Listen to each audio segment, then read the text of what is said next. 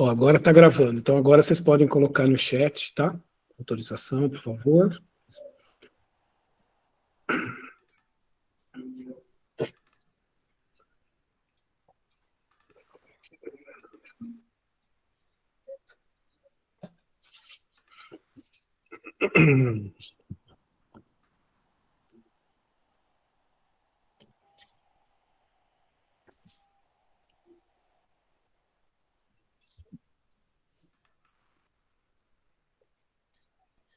Isso, obrigado, pessoal. Então, vamos começar, né, professor? Boa noite para todo mundo. Professor, você quer falar alguma coisa antes da gente começar a trabalhar? Agradecer mais uma vez o professor Flávio, né, professor? Manda bala, Roberto. Espera aí, professor, aqui, ó. A professora Renata, como vocês sabem, né, ela não vai dar essa live, nem a próxima, né, foi um acordo que ela fez, então o professor vai dar a live de hoje para a gente, né. O professor é o craque do time, né, ele consegue jogar em todas as posições, né, e joga bem, né, não é verdade? Todo mundo fica, puxa vida, né, quando eu crescer eu quero ser assim, né. Como é que você fala também isso, né, professor? É a definição de especialista, Roberto, aquele que sabe quase tudo sobre quase nada. Olha, mas eu também queria ser assim, eu estou me esforçando para ser um especialista também, viu? Então, boa noite, pessoal. Então, hoje, como você sabe, o professor vai falar, mas a gente vai eu vou dar uns recadinhos, como sempre, né? Então, professor, se você quiser falar um pouquinho com o pessoal, antes da gente começar a falar sobre a questão do cronograma. Boa noite. Que a gente está finalizando o curso, né? Como vocês sabem, daqui em setembro a gente já está terminando, daqui a pouco nós já estamos no final de agosto, né? Claro, apesar da gente estar no dia 2, mas vocês sabem que as coisas passam muito rápido, né? E aí, a hora que a gente percebe, a gente já está no final do curso, então a gente precisa fazer alguns ajustes, tá bom? Mas eu vou deixar o professor falar uma boa noite para vocês primeiro, e depois a gente começa, né? Boa noite, gente. Sejam todos e todas bem-vindos e bem-vindas. Uma alegria estar aqui com vocês de novo. Eu prefiro que a gente trate essas questões de cronograma, de combinados primeiro, Roberto, e aí Tá bom. Fica todo mundo ciente, né? A gente tiver alguma dúvida também pode tirar, tá bom? Tá bom. Então eu vou fazer o seguinte, tá? Foi aquilo que a gente já tinha conversado anteriormente, né? O que nós fizemos? Nós, depois de uma conversa, de pedidos, nós fizemos a recuperação, que a gente chama de recuperação porque a gente não tem outro nome, né? Mas tudo bem. Mas vocês já compreenderam como é que funciona. Então nós fizemos isso na disciplina 2, 3 e 4. Na disciplina 1, lembra que eu falei para vocês que vocês precisam, não dá para fazer uma pergunta diferente, porque tem que ser a autonarrativa. Só que acontece o seguinte, nós temos que finalizar o curso. Quando a gente finaliza o curso, que vai terminar no meio de setembro, 20 e pouco de setembro, quando a gente finaliza, nós temos 15 dias para começar a fazer o relatório. Só que esse relatório, eu preciso que todos os cursistas tenham as suas atividades revistas, né, e com a frequência de vocês. E eles precisam ler o trabalho e precisam colocar isso no Moodle. Então, se a gente deixar tudo aberto até o dia 25, vai ter gente que vai fazer todas as disciplinas do dia 25, e aí eu não consigo trabalhar com os professores. Eles não conseguem me entregar porque eles têm a demanda deles, eles têm outra atividade. A maior parte dos professores que trabalham no curso, eles são voluntários. Outros que trabalham sendo remunerados, mas eles têm uma carga e eles têm atividade, a vida deles, que é como o pessoal de Santa Bárbara do Oeste. Então, eles não têm, a gente não consegue, por mais que eles queiram, eles não conseguem. Então, fica algo inviável. E o que vai refletir se a gente não conseguir fechar o curso em outubro? Aquilo que vocês mais querem quando termina o curso é o certificado. Então, se a gente não conseguir dar nota para vocês, se a gente não conseguir colocar frequência, não conseguir fazer o relatório, vocês não são certificados, porque o certificado começa a contar a partir do momento que a gente termina, o professor ele faz toda a parte burocrática dentro da universidade, coloca no ambiente, a gente faz tudo. Muitas coisas eu ajudo o professor, a gente faz junto, né? Mas a gente precisa fazer. Eu faço uma parte, ele faz a outra. Tem algumas coisas que dependem de aprovação dentro da universidade.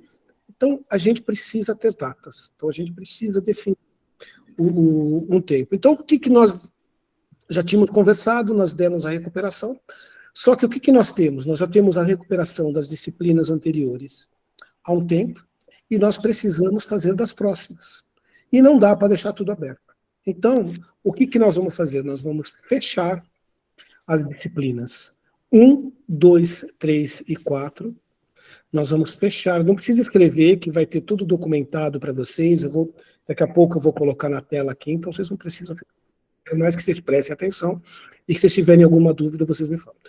Então, a gente vai tirar, mas nós vamos fechar essas disciplinas, vai ser no dia 7 que nós vamos fechar, não vai ser agora, então as pessoas têm um tempinho para trabalhar com isso. Nós vamos abrir a recuperação das disciplinas 5, 6 e 7.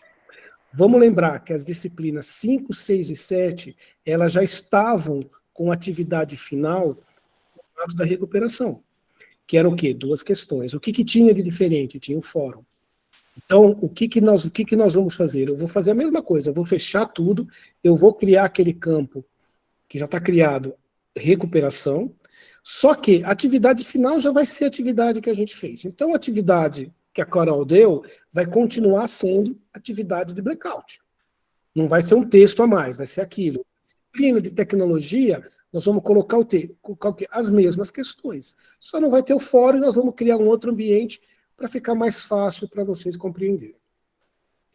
Disciplina 8, que é a disciplina que está acontecendo agora. O que nós vamos fazer?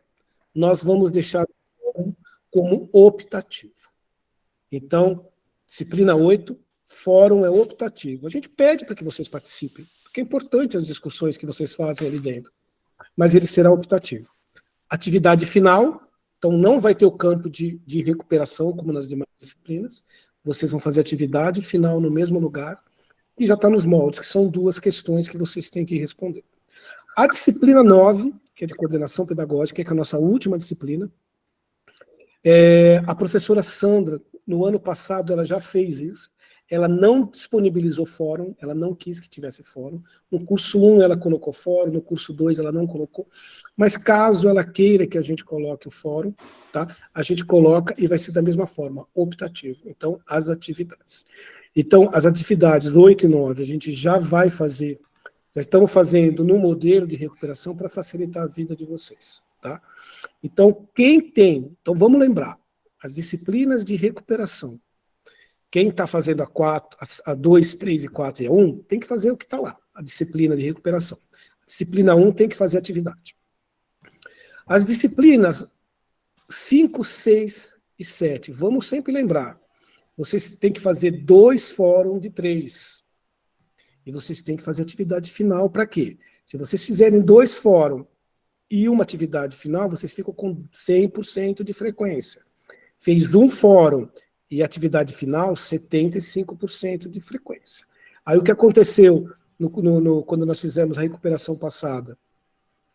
Tinha algumas pessoas que me procuraram, puxa, Roberto, eu fiz atividade final e fiz só um fórum. O que eu vou ter que fazer? Eu falei, você tem 2 opções. Se você não fizer a recuperação, você vai ter 75% de frequência, que é o suficiente para você passar, mas você não fica com 10%. 100% de frequência. Para você fazer 100% de frequência, você vai ter que fazer a atividade final. Então, eu acho que isso ficou claro para vocês. Então, agora, o que eu vou mostrar? Eu vou mostrar para vocês o documento que eu fiz. Amanhã, eu já estou disponibilizando novamente para vocês, e daqui a pouco eu abro para algumas dúvidas, tá bom? Então, só para vocês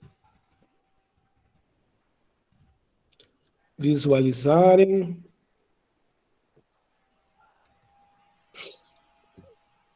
Já estão vendo? Tá boa? Tá bom assim? Tá dando para enxergar? Sim, Roberto. Tá bom. Ó. Então aqui foi o que eu falei para vocês, tá? Fechamento das disciplinas, ou seja, essas 4 disciplinas nós deixamos até o dia 13. Então, o Moodle dessas 3 disciplinas aqui, 2, 3 e 4, a recuperação vai estar aberta até o dia 13. começo, dia 14, eu fecho as disciplinas, tá? Vamos lembrar, quem não fez uma disciplina ou não atingiu 75% de uma disciplina, infelizmente, ele é reprovado no curso, porque vocês precisam ter 75% de frequência em todas as disciplinas, não é na somatória delas, tá bom? Então vamos deixar isso claro, que a gente já conversou também. Então, dia 13, recuperação das disciplinas. Só que dessa vez, como eu falei para vocês, como nós precisamos de tempo, os professores precisam de tempo para fechar, fechando as disciplinas 1, 2, 3 e 4, os professores têm tempo de fechar essas disciplinas, eles fecham essas disciplinas e eu já começo a fazer o relatório e a preencher na ProEx, que é algo que a gente faz manualmente, disciplina por disciplina, cursista por cursista. A gente tem que colocar a frequência, a nota, porque o ambiente coloca nota, então tem que colocar 100%, nota 10, e tem que colocar a situação aprovado. Então isso é algo que requer um trabalho, é muito trabalhoso, e a gente precisa do quê?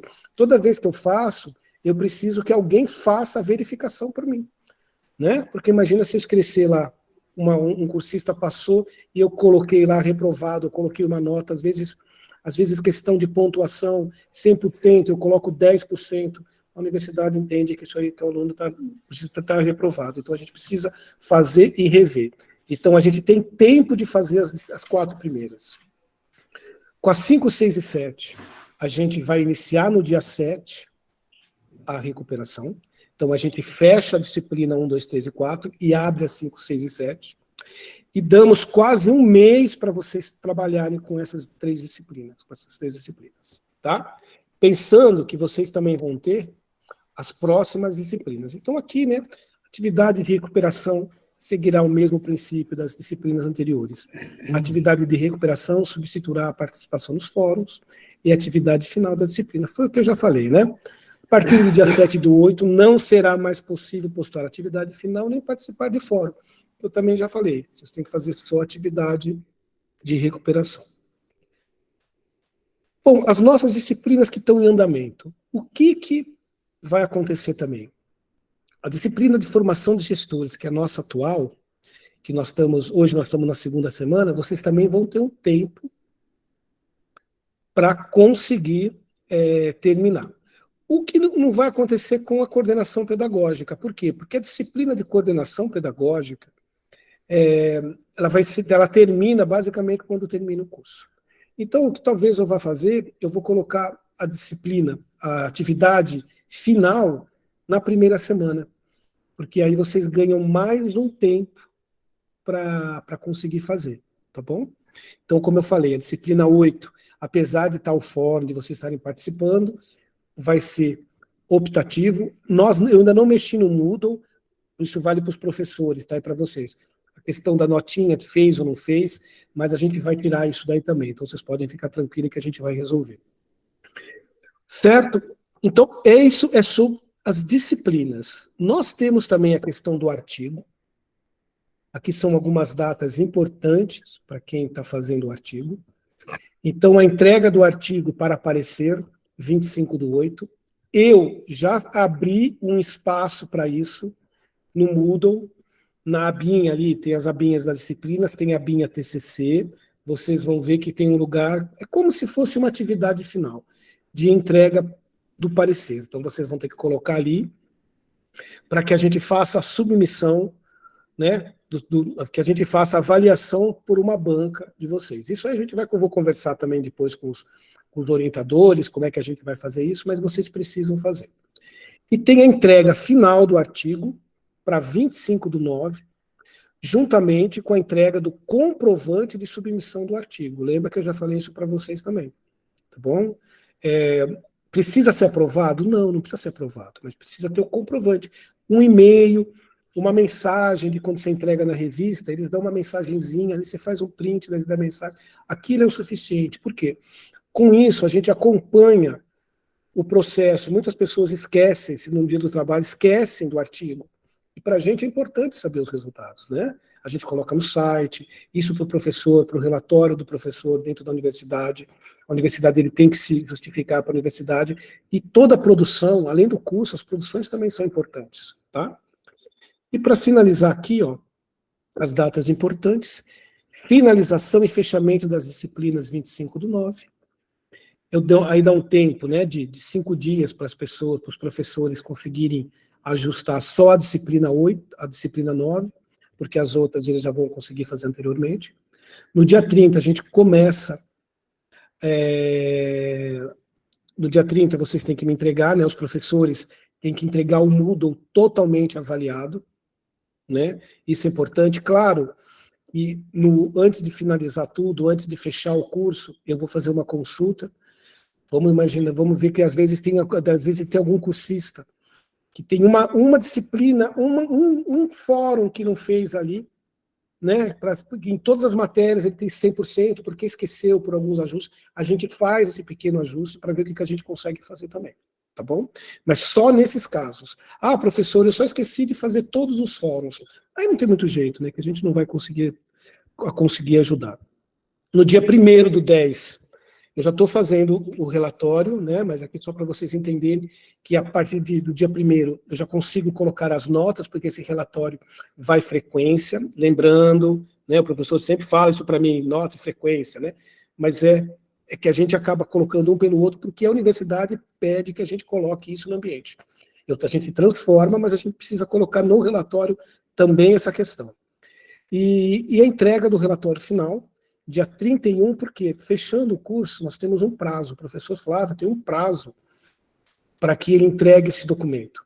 E dia 31 a gente entrega, porque tem que passar, acho que pelo departamento dele, tem que fazer alguns tipos de revisão, então eu tenho que estar com tudo pronto. Então, só para vocês entenderem que não é má vontade, não é pressa, mas é um cronograma que a gente tem, e isso já foi previsto desde o início do curso. Tá bom? Então, falei um pouco mais rápido para vocês, porque eu não quero atrapalhar a fala do professor. Eu sei que vocês têm dúvidas ainda, tá? Então, agora, queria saber se alguém que ficou algum ponto que ficou em dúvida. Se por acaso você lembrar mais tarde, pode me escrever, tá? Que a gente vai tentar fazer o possível para que fique claro, que a gente ajude vocês a não deixar de terminar o curso, tá bom? Eu fiz ontem um levantamento, até falei com o professor, né, que a gente conversou bastante, a gente tem conversado bastante, né, sobre essas coisas, mas nós estamos apesar de um curso ter um volume muito grande de pessoas que a gente acha que abandonou o curso porque não entram nele há mais de 50 dias, mas são 130 pessoas apenas. Ah, mas é muita gente, sim. Mas no universo de 350, né, é 1/3. Se a gente conseguir terminar um curso desse com 2/3 das pessoas, isso é uma grande vitória. Nos cursos anteriores, nós conseguimos 50%, se curso 2 um pouquinho mais, tá bom? Professor, só quer complementar alguma coisa sobre o que eu falei?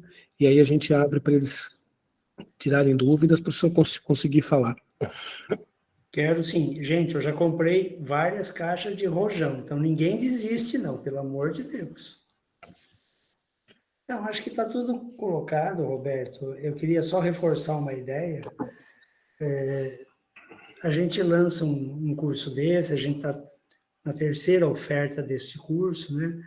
Estamos corrigindo os erros cometidos no 1 e no 2, estamos tentando ajustar, enfim. Como eu disse para vocês na última vez que nós conversamos, né? Vou lembrar que dia que foi agora. Mas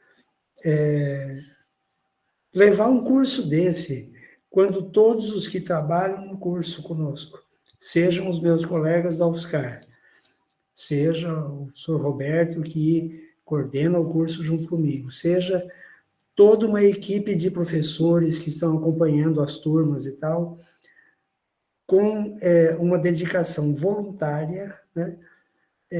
Não é uma tarefa fácil, gente. Então, eu já falei disso outras vezes, mas queria dizer já desde já que o empenho das pessoas que estão atuando conosco, e muitas vezes por trás dessas pessoas estão outras pessoas também, que não atuam diretamente com a gente, mas ajudam a gente lá nas secretarias municipais, apoiando o curso, incentivando as pessoas, enfim. Cada um fazendo um esforço de um lado para um único objetivo, que as pessoas aprendam e não desistam, né? Que as pessoas aprendam em primeira mão e que as pessoas terminem o curso, né? Não é apenas por uma questão de ter acesso a um certificado. Gente, certificados, várias pessoas aqui têm tido e vão ter outros cursos. As certificações são importantes, mas nós estamos vivendo um momento em que tem muita oferta de cursos, então não é por falta de certificação que as pessoas vão ficar para trás. Mas a questão, especialmente nesse curso nosso, é outra. É o quanto a gente conseguiu aprender daquilo que a gente não sabia. Lá na primeira disciplina, quando o curso começou, a primeira disciplina estava sob a minha responsabilidade, eu comecei o curso com uma pergunta. Você sabe o que você não sabe? Então, se eu fizesse essa pergunta hoje, abrisse para a gente conversar, talvez você pudesse dizer, diferentemente daquela resposta que lhe ocorreu na mente naquele dia, em que eu comecei a abordar essa questão, dizendo, olha, aprendi algumas coisas, aprendi coisas nessa disciplina ou naquela, aprendi com esse professor ou com aquele, mas o fato é o seguinte, nós precisamos caminhar juntos. Só tem um jeito de aprender. Existe um jeito de aprender. Com o outro. Não tem outro jeito. Então, o papel do outro na vida da gente, inclusive aprender a ser humano, aprender a ser profissional, aprender no geral, não é possível sem a presença do outro. Então, mas nós vivemos um momento, eu vou tratar disso um pouco mais adiante, em que um dos principais valores que estão sendo disseminados na nossa sociedade é o do individualismo. Não é apenas um individualismo como aquele que eu conheci quando eu era mais moço, quando eu era mais moleque, que a gente quer as coisas para a gente apenas. É pior do que isso. É um individualismo que beira a barbárie. Por quê? Porque é um individualismo que nega o outro. Então, negar o outro. Vamos estabelecer um combinado aqui. É negar a si próprio. Então, nós dependemos do outro para ser quem nós somos. Já vários autores apostaram nessa direção suas teorias.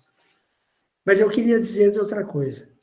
Roberto, tem alguma outra questão, algum outro comunicado? Não, professor, não. Posso seguir daqui? Pode seguir. Maravilha. Só falar para quem tiver alguma dúvida, pode me procurar, tá bom? Isso, escreve no chat, procura o Roberto, tem os e-mails nossos e tal. Não fique com dúvidas. E, especialmente, não leve essas dúvidas lá para o finzinho do curso, que às vezes a gente não consegue mais atender. Nós fizemos um grande esforço para flexibilizar tudo que era possível flexibilizar nesse curso. Mas tem uma coisa que eu não consigo flexibilizar, a data de fechamento do curso. Por quê?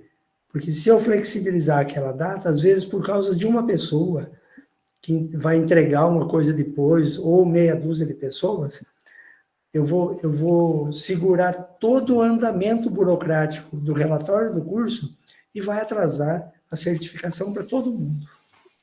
Então, isso realmente não dá, é uma questão da gente respeitar a todos, né? A maioria com certeza, mas a todos também. Bom, esses detalhes sobre aspectos do cronograma, aspectos burocráticos do curso, tendo dúvidas, escrevam para o nosso e-mail, o Roberto tem todos os contatos com vocês e tal, e nós estamos dispostos a tirar as dúvidas e a solucionar os problemas. Mas agora é a hora de eu fazer o reforço de um pedido que eu já fiz para vocês ao longo do curso.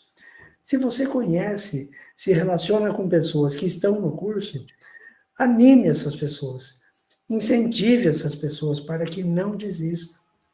Seria uma grande realização, dentro de todos os mais de 300 cursos de especialização da UFSCar, conseguir alcançar um nível de 2/3 de aprovados ao final.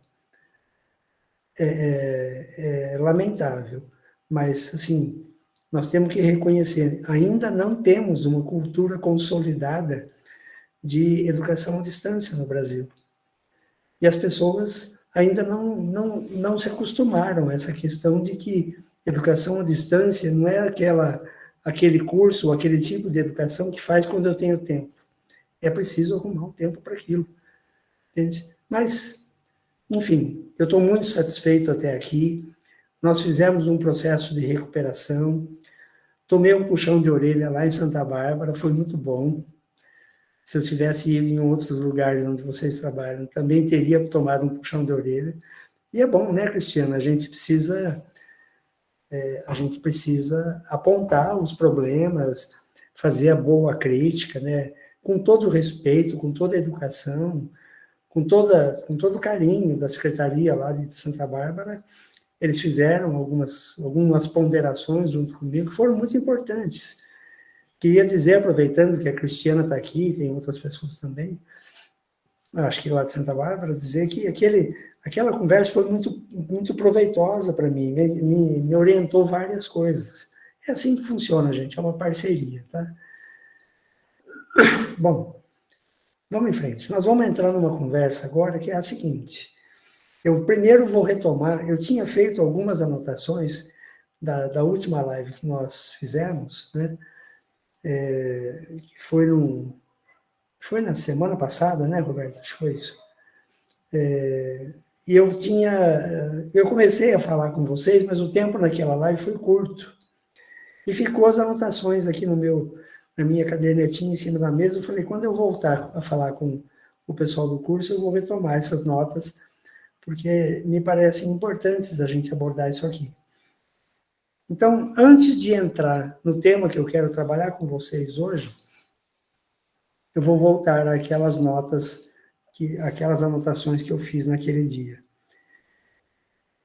Naquele dia, uma primeira anotação que eu deixei aqui para falar hoje com vocês é sobre o império da nota. Vocês sabem que eu vou até escrever esse negócio aqui?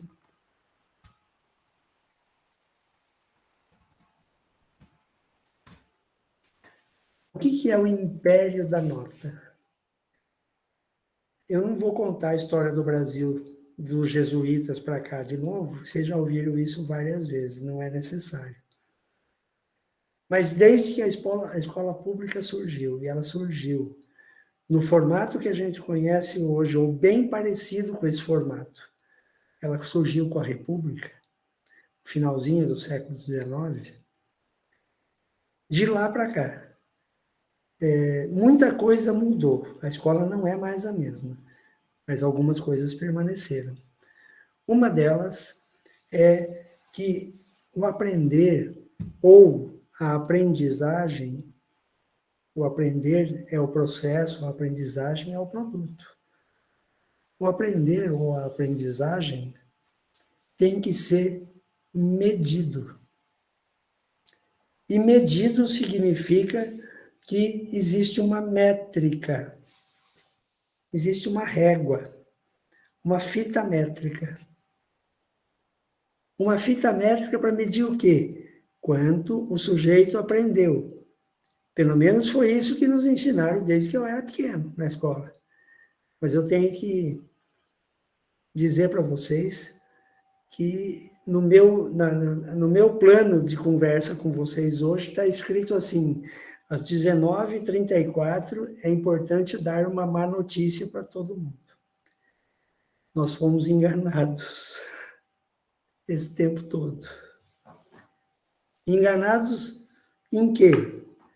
não é a aprendizagem e muito menos o aprender que se mede na escola.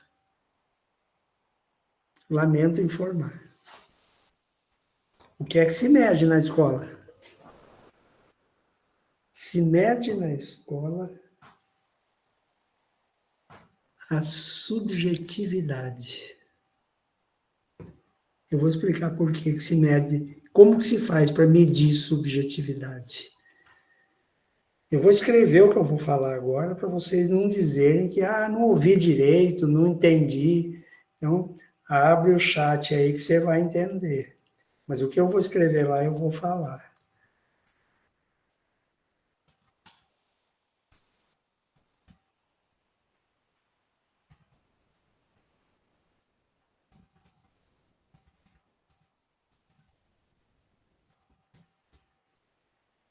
Se mede é a subjetividade, ou seja, mede-se na escola quem o sujeito é. E isso é um problema. É um problema profundo, é uma concepção de avaliação. O que quer dizer medir quem o sujeito é? Medir quem o sujeito é mais ou menos assim, olha. A professora que está recebendo as crianças que vão chegar no primeiro dia do ensino fundamental, por exemplo, independente se elas passaram pela educação infantil ou não. Deixa eu fazer um parêntese aqui. No Brasil, há um déficit de oferta de vaga de educação infantil, especialmente nas creches, de mais de 50% da população dessa idade. É muito grande o déficit. E por que eu falo isso? Porque quando se estabeleceu que a educação brasileira passaria a ser obrigatória dos 4 aos 17 anos, a creche ficou de fora. E por que é que a creche ficou de fora dessa política pública? Porque se decretasse que era dos 0 anos ou de 4 meses em diante, sei lá, né, que envolvesse a creche, o tamanho do recurso que teria que ser desembolsado pelo governo federal, estadual e municipal seria imenso. Então, não adiantava decretar, incluir a creche, porque não teria como atender aquilo em pouco tempo. Mas então você está defendendo a posição do governo. Não, eu estou explicando por que a conta não fecha. Mas isso não quer dizer que nós, educadores, tenhamos que aceitar que as coisas têm que ser sempre assim. A gente tem que lutar para que a creche seja incluída no Fundeb. Ponto. Quem tem filho pequeno, filho da idade de creche, e que precisa da creche aberta, sabe do que eu estou falando. Bom, mas eu vou sair dessa questão, porque não é isso que eu quero tratar. Eu quero tratar o império da nota. E império da nota é diferente de processo de avaliação. O processo de avaliação que nós temos hoje na educação escolar, ele tem uma lógica. A lógica é a desse império da nota. O que quer dizer o império da nota? Quando o sujeito faz uma avaliação, tenha ele 6 anos de idade, ou tenha 15 ou 18 dentro da escola, o que vai definir o que ele sabe, isso em termos bem superficiais, você vai perceber que não é isso que se avalia, mas o que vai definir o que ele sabe é a nota. Você é contra a nota. Eu não vou escrever isso aí, mas vou dizer em alto e bom som. Sou. Simples assim. Tem outras formas de avaliar. A avaliação não se resume à nota, mas no Brasil, a nota ganhou um peso tão grande. E não foi só na escola, gente. Um sujeito que trabalha numa empresa, no mundo corporativo, ele tem várias maneiras de se dar nota para ele. E as notas, muitas vezes, representam a a continuidade no emprego, as notas lá no mundo corporativo às vezes representa uma promoção, né? Subir de cargo, ganhar mais. É a mesma lógica.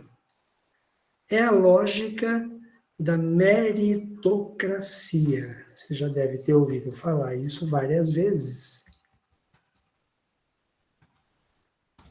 O que é a lógica da meritocracia? Isso dá diversas aulas, talvez daria para fazer um curso sobre isso, mas eu vou resumir, gente. Eu vou resumir a um princípio. Tem gente que merece mais do que os outros. A meritocracia não é só isso, mas esse é um princípio e que convenceu a gente, porque a gente está na escola há quanto tempo mesmo? Eu não vou perguntar aqui, eu vou perguntar, mas você não precisa me responder. Pensa, de quando você entrou na escola até hoje, que você está aí atuando na educação, quanto tempo faz? Eu perdi a conta. Só de professor, gente, já tem mais de 30 anos. Desde que eu entrei na escola, então aí já viu, né? Mas o que eu aprendi nesses anos todos? Eu aprendi que as pessoas valem mais do que as outras. Onde que eu aprendi isso? Na escola. A meritocracia, se eu quiser fazer aqui uma ponderação um pouquinho melhor, eu diria para vocês que ela ainda é melhor do que o sistema que veio antes. Por quê? Qual é o sistema que veio antes da meritocracia? A meritocracia ela tem uma irmã gêmea. Vou escrever no chat.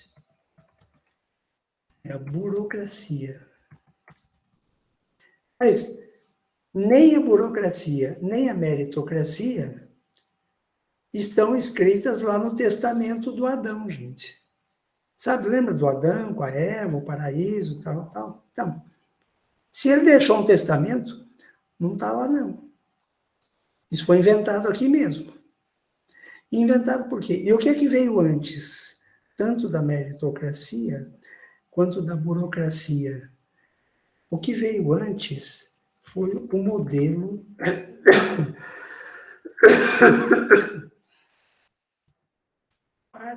patrimonialista de gestão, de administração. Professor Flávio, Só um minutinho. Oi, pode falar.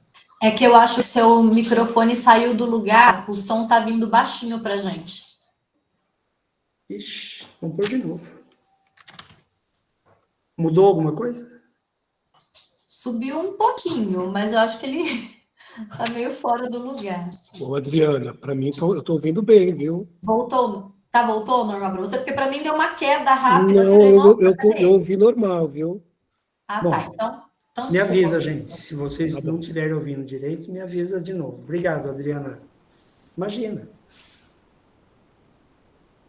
O que é o modelo patrimonialista de administração de qualquer coisa, especialmente da res pública? Isso que eu coloquei no chat aí são duas expressões latinas que a gente traduz por república, mas que quer dizer a coisa pública. Eu não vou avançar muito aqui, mas só para dizer uma coisa para vocês. No modelo anterior à meritocracia e à burocracia, o modelo que imperava era o modelo do esquema do coronel, do coronelismo. Por quê? Porque o sujeito que era professor, diretor de escola, dono do cartório, delegado de polícia, chefe da empresa, seja onde ele estivesse administrando alguma coisa, porque o professor também administra, né? Administra a sala de aula. O modelo que se utilizava era o modelo patrimonialista. Segundo esse modelo, a coisa pública e a coisa particular são uma coisa só. Então, no modelo patrimonialista, se um gestor público usa aquela máquina pública, que pode ser uma prefeitura, pode ser uma escola, ou uma entidade pública qualquer, se ele usa de forma particular para atender interesses particulares, no modelo patrimonialista não tinha problema nenhum. Eu vou dar um exemplo. Na escola trabalham, tem lá várias pessoas que trabalham, não só docentes, tem os servidores não docentes. Então tem lá uma faxineira. No modelo patrimonialista, se a diretora da escola falasse para a faxineira, olha, você vai sair 2 horas mais cedo e vai fazer uma faxina lá em casa, estava tudo certo. Não tinha problema nenhum. Por quê? Porque ele sentia a escola como propriedade ou como quintal da casa dele. Esse era o modelo patrimonialista. Então, se um prefeito pegasse um sujeito que é jardineiro da prefeitura, que é servidor público, concursado, e falasse para ele assim, amanhã você não precisa vir trabalhar aqui na prefeitura, não, você vai trabalhar lá no jardim da minha casa, no modelo patrimonialista, estava tudo certo. Esse modelo foi absolutamente questionado quando o modelo burocrático começou a ser implantado no Brasil. E no começo da República, o patrimonialismo foi profundamente questionado. Então, felizmente, o patrimonialismo acabou. Gente, está lá nas minhas anotações das conversas de hoje. Às 19h46, dei a segunda má notícia da noite. O modelo patrimonialista não morreu por inteiro. Viu? Tem gente que pensa e age assim até hoje. Então, quando o sujeito que acessa um cargo público com um certo poder, inclusive de contratar pessoas, e contrata a esposa, o primo, a irmã, a nora ou o cunhado, é porque o modelo patrimonialista não morreu. Ele está aí. No entanto, a gente não pode pura e simplesmente dizer palmas para a meritocracia, palmas para a burocracia. Felizmente, agora, oficialmente, o modelo de administração que nós seguimos não é mais o patrimonialista. É mais ou menos isso, mas não dá para bater palma, a gente sabe, né? Por quê? Porque dentro do modelo meritocrático e burocrático, que são duas coisas muito ligadas uma na outra, umas pessoas merecem mais do que as outras porque elas são melhores do que as outras. Vocês estão comigo, gente? Está dando para entender o que eu estou tratando aqui? Muito bom.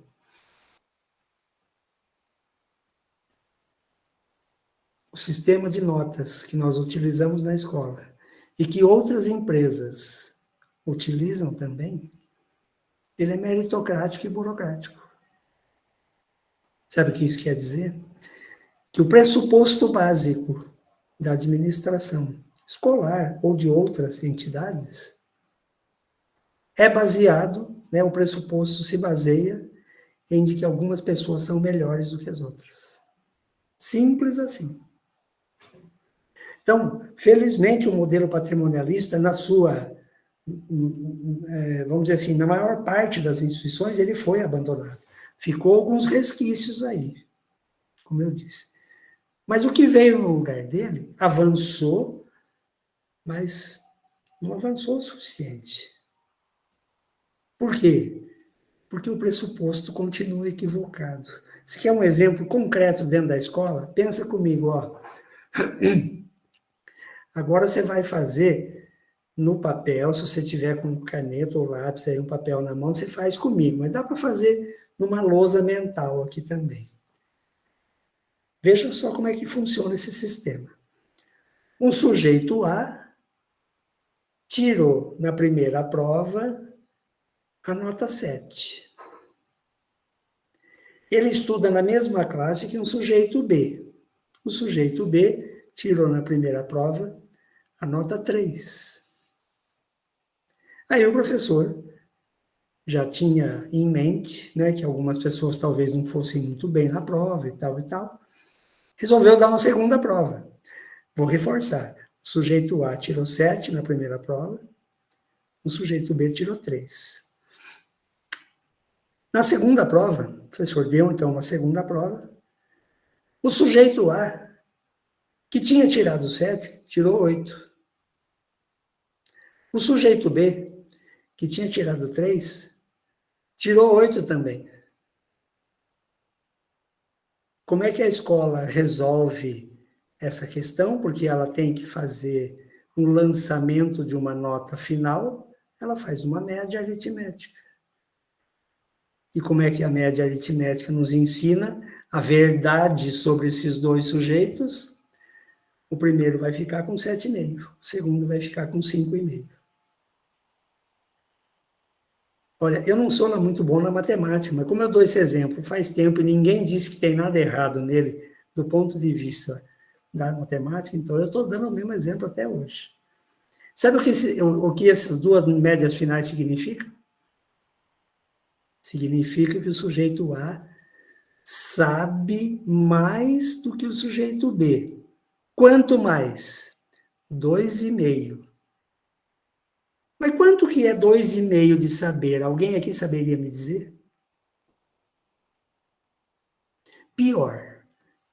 Não sei se já aconteceu com você. Comigo aconteceu mais do que uma vez. O professor entregava a prova, até na faculdade. A primeira coisa que a gente faz, quando pega a prova na mão, é olhar a nossa nota. A segunda coisa que a gente faz, qual que é? É virar para o colega, e quanto você tirou? Aí, eu olhava a minha nota, tirei 7. Oba! Virava do lado, quanto você tirou? Tirei 7,5. Aí a bola murchava um pouco, né? Ele sabe mais do que eu. Sabe quanto? Meio ponto. Gente, se alguém neste curso disser o que é meio ponto de conhecimento ou de saber, me conta, porque eu estou tentando entender até hoje o que é. 19h52, terceira má notícia da noite. Hoje está pior que o Jornal Nacional, né, gente?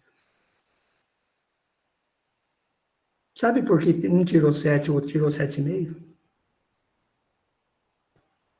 Porque o professor, ao corrigir as duas provas, desconfiou que tinha alguma coisa diferente de uma para outra. Nem sempre eu vou apelar. Quase nunca os critérios de correção das avaliações, baseadas em notas, são claros para o professor. E aí, ele pega as duas provas, elas são meio parecidas. E não estou falando que um colou do outro, não é isso. Ele vai olhar o seu critério e fala, nossa, está meio parecido. Aí ele fica procurando pelo em ovo, né? Ah, não, mas olha só, esse aqui não pôs o acento crase nesse A. Aí ele tira meio ponto e justifica que um sabe mais do que o outro. E diz que a justificativa é pedagógica. E quando, olha aqui a pergunta da Adriana, e quando o aluno fica de recuperação por 0,25? Gente, eu não sei se vocês sabem, eu vou responder para a Adriana, tapem os ouvidos, tá? Mas a escola tem uma disciplina que todos os professores dão, mas que ninguém assume. Chama-se aula de mágica. É nessa aula de mágica que o sujeito fica reprovado por 0,25, por 0,5, 0,5, por 0,75. Mas você já se perguntou? Olha lá, a Glaucia dizendo que carregou uma DP administração por 0,5. Glaucia, é que não te contaram na época que existia, e acredito que ainda existe na legislação que se refere a notas, que não pode reprovar por 0,5. Aliás, que se o aluno solicitar revisão de uma prova, ele tem direito de que outro professor daquela mesma matéria corrija a prova, e não o professor que já deu a nota. Mas vamos economizar, gente. Senão vai ficar realmente pior do que o Jornal Nacional. Né? Mas olha só. Se você pedir para perguntar para um professor, para qualquer um, de qualquer nível de ensino, que dá notas, que dá provas, dá nota, tem uma avaliação que acaba em nota, o que ele está avaliando exatamente? Concretamente, claramente. Assim, 100% vai dizer assim, olha, eu estou avaliando o conhecimento, eu trabalhei essa matéria e tal. Então, vamos fazer uma prova de história. Agora, para o curso de Relação com o Saber, agora é um curso de história. Hoje é dia de prova. Eu ensinei várias aulas seguidas para vocês sobre a Revolução Francesa. Mas a Evenice dormiu em alguma dessas aulas, essa infeliz. Aí eu dou uma prova, e a primeira pergunta é assim: o que você sabe sobre a Revolução Francesa? A Evenice, ela dormiu, mas ela é uma pessoa esperta. Ela olhou a pergunta, além de esperta, uma pessoa honesta, e respondeu assim, 4 letrinhas juntas. Nada. Aí o professor Flávio, professor de História, nesse curso de História, pega a prova, a primeira coisa que ele vai fazer é se sentir ofendido. Evenice, é aquela que dormia em algumas aulas. É aquela que chegava atrasado. É aquela que... E aí eu consigo enumerar 189 motivos para dar um belo de um 0 para ela. Eu pergunto para você, o que está sendo avaliado? A história, a Revolução Francesa ou a Evenice? Evenice, desculpa, viu, filha? É que eu bati o olho aqui e falei, eu vou dar ela de exemplo. Brincadeira, tá? Sabe o que está acontecendo nessa hora, gente? Não é a Revolução Francesa, não é as aulas, mas é a raiva que eu fiquei dela ter o tupete de escrever que não sabe nada, depois de tanto esforço que eu fiz, de tantos domingos preparando aulas sobre a Revolução Francesa, só faltou eu ressuscitar o Napoleão Bonaparte para perguntar para ele, e a infeliz escreve um negócio desse, mas olha só, se eu perguntei o que ela sabe sobre a Revolução Francesa, essa foi a única pergunta da prova, e ela respondeu nada, eu tenho que dar 10 para ela, não 0. Ela respondeu a pergunta. O que ela sabe? Nada. Então, onde está o erro?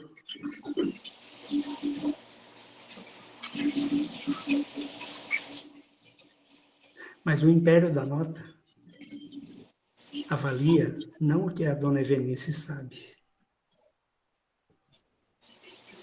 Avalia o que ela não sabe. E avaliar o que o outro não sabe é uma pegadinha, gente. É uma pegadinha que tem mais de 100 anos, hein? Muito antes do Faustão, viu? Avaliar o que o outro não sabe é avaliar a subjetividade do outro. É aqui que eu queria chegar. Não é o que ele sabe ou deixa de saber que está em jogo. É quem ele é. Olha só, dormiu na aula, chegou atrasado, não anota nada. Toda vez que eu olho para a pessoa, ela está conversando com o outro. Eu posso enumerar 1 milhão de razões para justificar um 0, um 0,25, uma reprovação, uma DP, qualquer negócio. Eu posso usar muitos recursos, todos com aparência de pedagógico, para justificar que ela não sabe. Então, o que eu quero saber na hora da prova não é o que ela sabe, é quem ela é.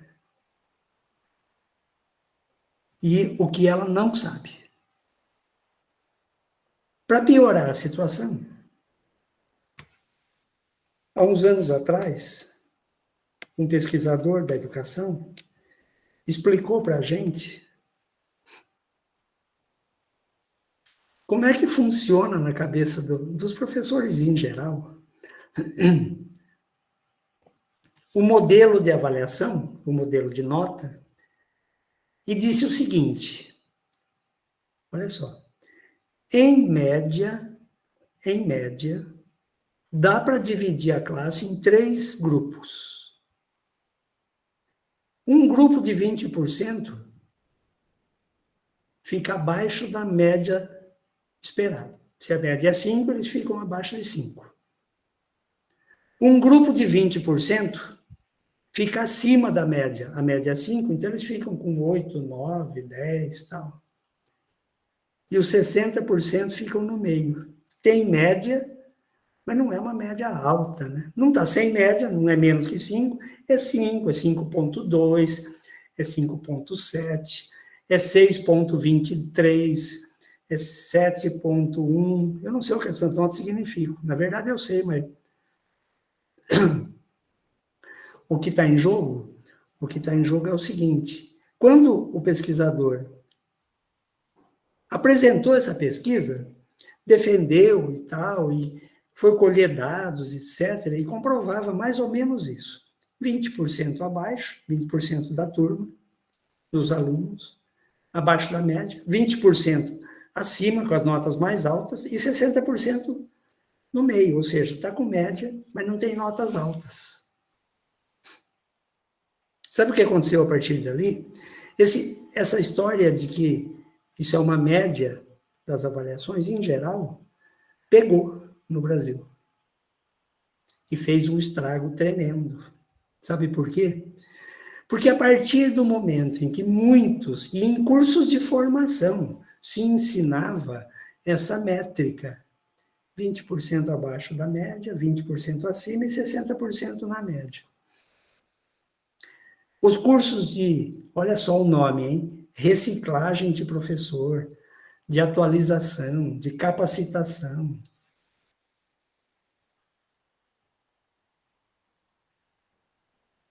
Eu vou pegar essa sua questão, Magali, daqui a pouquinho, me aguarda um minuto só. A pergunta é boa. Mas olha só, o que nesses cursos de formação continuada, né, hoje é um nome chique, antigamente chamava de capacitação, né, porque o professor era considerado um incapaz. Mas, enfim, o que se ensinava? Que esse modelo dos 20, 20 são os alunos ruins, 20% são os alunos bons, e 60% são os alunos médios. O que aconteceu? Virou uma tragédia nacional. Sabe por quê? Cada professor que aprendeu esse negócio passou a usar o modelo de 20, 60 e 20 para corrigir a prova. O que quer dizer isso? Quer dizer o seguinte: se ele corrigia a prova, a classe tinha aí 10 alunos. Quando ele punha a nota a lápis, porque ele sabia da história da estatística, de 20%, 60% e 20%. Aí ele olhava as notas das provas, a lápis, e estava assim, 50% acima da nota. 10% abaixo da média. 50 com 10 dá 60. E 40% na média. Sabe o que ele fazia? Ele olhava a estatística e falava assim, eu não corrigi direito essa prova. 50% com 8, 9, 10, está errado isso aqui. E aí o que ele fazia? Ele pegava prova por prova, deixa eu ver quem é. Ah, é a fulano. Fulana tirou 8? Ela só conversa na minha aula. Como que ela tirou 8? Ela colou. Aí ele fazia uma mágica lá e o 8 virava 5,5. E aí ele ia avaliando um por um. Avaliando o quê? O que a pessoa sabe? Não. Quem a pessoa é. Quem a pessoa é na aula dele. E o que era 8 ou 9 virava 4,5, 2, 5,5, 6, enfim. Aí ele ajustava as notas ao modelo estatístico. Imagina, mais da metade ficou acima da média, sem chance. Quando ele não queria mexer na nota, sabe o que ele fazia? Ele falava, gente, a avaliação vai ter que ser refeita, porque tinha alguns problemas na avaliação, nós vamos dar uma outra prova. Aí ele ajustava a mão na prova. Fazia uma prova com umas questões mais difíceis. Tudo isso se resume aqui, ao império da nota, meritocrático. Esse modelo de avaliação, até hoje, funciona nas escolas. Então, o império da nota, quando eu tratei com vocês, e vou retomar isso, a primeira coisa, quando eu pensei em propor um projeto e uma proposta de uma escola a outra, é de que as atividades nessa tal escola a outra não poderiam chegar a uma nota. Não teria que ter nota. Teria que ter avaliação, mas a avaliação não resultaria numa nota. Muitas pessoas que me ouviram falar disso falaram assim, professor, isso aí não vai trabalhar, não vai funcionar. Não vai funcionar, sabe por quê? Porque as pessoas gostam da nota. Corre nas veias da gente assim, ó. A gente educa filho pensando em nota. A gente presta concurso pensando em nota. A gente disputa vaga de emprego pensando numa nota. Então, a nota meio que moldou o nosso mundo do aprender. O grande desafio é pensar um outro modelo. Esse modelo aí, de saída. A criança está no primeiro ano, às vezes, na alfabetização. Um processo de avaliação entra na história, uma avaliação, cujo resultado é uma nota. A criança mal sabe o que está acontecendo ali. Ela apresenta uma nota baixa, dali para frente a vida dela vai ser um calvário. Bom, isso é só para deixar umas pulgas atrás da orelha, tá? E vocês, e eu também, gente, nós fomos formados na escola da nota. Na escola da reprovação por 0,25. A Adriana colocou nota é prêmio ou punição. Ela resumiu numa frase só todo o esforço que eu estou fazendo aqui. É isso aí. Uma outra coisa que eu quero abordar com vocês, para não ir muito longe.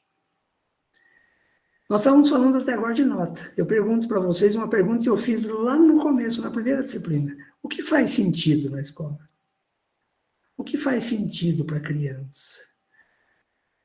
O que faz sentido para as crianças mais marginalizadas, vulneráveis, mais pobres, mais... Enfim. Porque quando ela entra na escola, esse esquema todo, alguém colocou ali, eu não vi agora quem foi, mas esse sistema começa a funcionar com ela também. E vai colocar ela no lugar dela. Então, agora a gente fecha o cerco.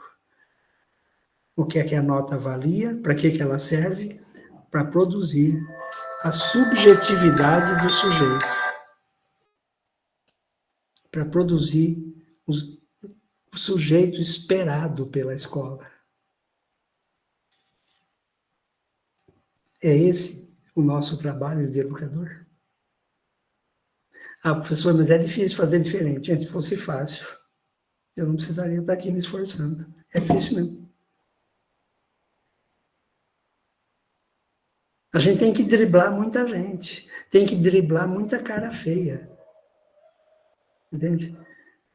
Se você der uma chance para um aluno que foi mal numa prova, o aluno que foi bem vem soltando fogo pelas ventas, que nem dizia minha avó. Como que você vai dar outra chance para ele? Então, ele não pode chegar na nota máxima, hein? Porque aí ele vai ficar com uma nota igual à minha ou maior do que a minha. Isso é injusto. Olha só, gente. Como a gente fez da nota o nosso grande ídolo na educação. É uma idolatria que a gente faz com a nota. A Ana Paula perguntou se eu acho possível essas mudanças dentro da escola, uma escola sem notas. É possível, Ana Paula, mas não é possível fazer isso por decreto. É possível, mas é uma coisa a ser conquistada. Se você dá se todas as avaliações, você dá, digamos, 4 avaliações, tira uma dessas avaliações e põe ela sem nota, só para você ver o que vai acontecer em termos de aprender, do que faz sentido, de como as crianças se sentem. Gente, eu estou falando de crianças, mas vocês fizeram uma graduação. Nunca se sentiu marginalizado, humilhado por uma prova rígida demais, por uma prova difícil demais, por uma prova sem sentido dentro da escola, não? Dentro da faculdade? Eu já. E não vou me esquecer de um colega, quando eu estava na graduação da pedagogia. A professora pediu um trabalho e ela era muito, mas muito exigente, muito brava.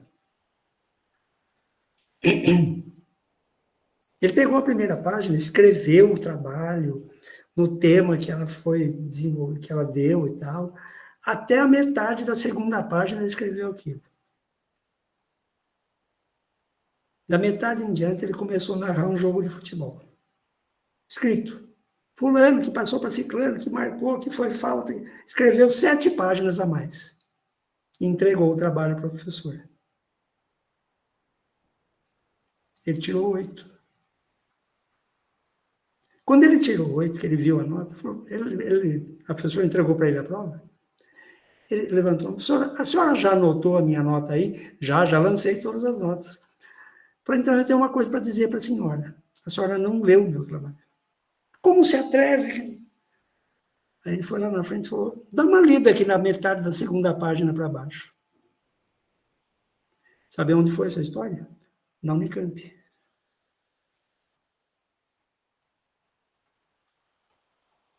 O império da nota. O império da produção da subjetividade a partir da nota. Produzir pessoas obedientes, corpos dóceis, como a Natália trabalhou na disciplina do Foucault.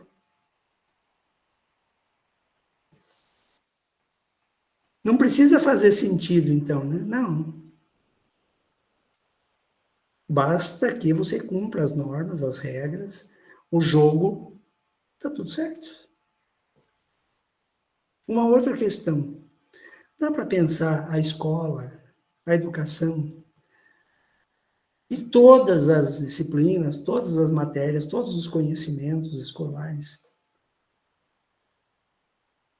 pensados do ponto de vista da arte. Eu tratei disso quando eu falei da escola outra. E afirmo sem medo de errar. É possível. Dá um trabalhão, gente, mas é possível. O que é pensar do ponto de vista da arte? É pensar em fazer de um modo que nunca foi pensado antes. É pensar numa disciplina, numa aula, num curso, de uma maneira que não foi pensada antes. O que não foi pensado antes?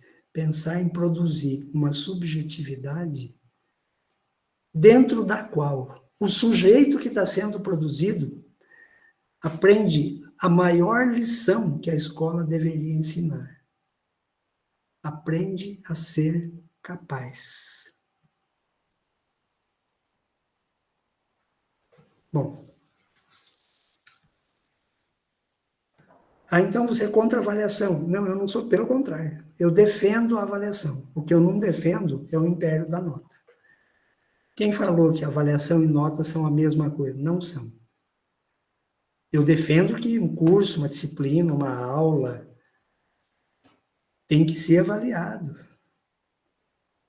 qualitativamente, não para produzir uma nota, mas para produzir duas coisas.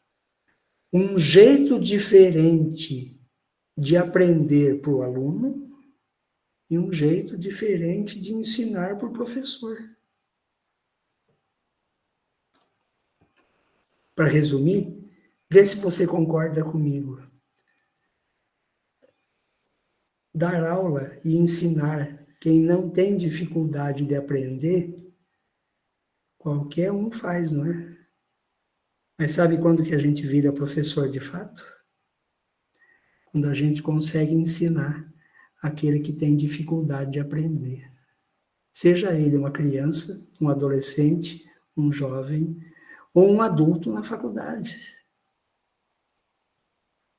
Aquele que tem dificuldade de aprender é que faz a gente virar professor de verdade. Se a gente estiver disposto, né? Agora eu vou entrar numa coisa aqui, que é o seguinte: nós iniciamos a semana passada uma disciplina sobre gestão escolar. Primeira pergunta: o que é que isso tem a ver com relação com o saber?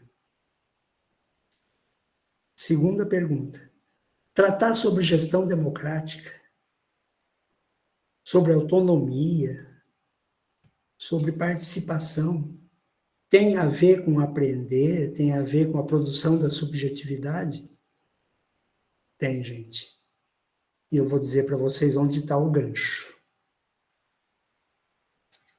Primeiro que eu quero falar para vocês o seguinte: nós todos hoje, quase 100%, utilizamos o conceito de gestão. Gestão escolar, gestão educacional, gestão da sala de aula, gestão de pessoas, gestão do gato, gestão do periquito, é gestão para todo lado. Gestão dos filhos. Mas deixa eu lembrar vocês de uma coisa. Esse termo é bem recente na educação e na administração de empresas também. Porque o termo anterior era diferente. A gente chamava de administração. Ah, não, mas gestão é porque leva em conta as pessoas, porque a gestão... Vamos falar o português bem claro, gente? Conversa para boi dormir, dizia minha avó. Sabe por quê? Porque a troca não foi muito boa, não. Se ela foi boa no âmbito das empresas, do mundo corporativo, eu não vou entrar nessa questão. Eu acho que não foi boa nem lá. Mas vamos trazer para a educação essa conversa. Primeiro que a educação, de novo, foi buscar lá na administração das empresas um conceito e trouxe para cá. Isso é uma mania na educação brasileira. Importar conceitos, porque estão na moda em alguma outra área, então deve ser bom aqui na educação também. E aí vem a gestão para a educação.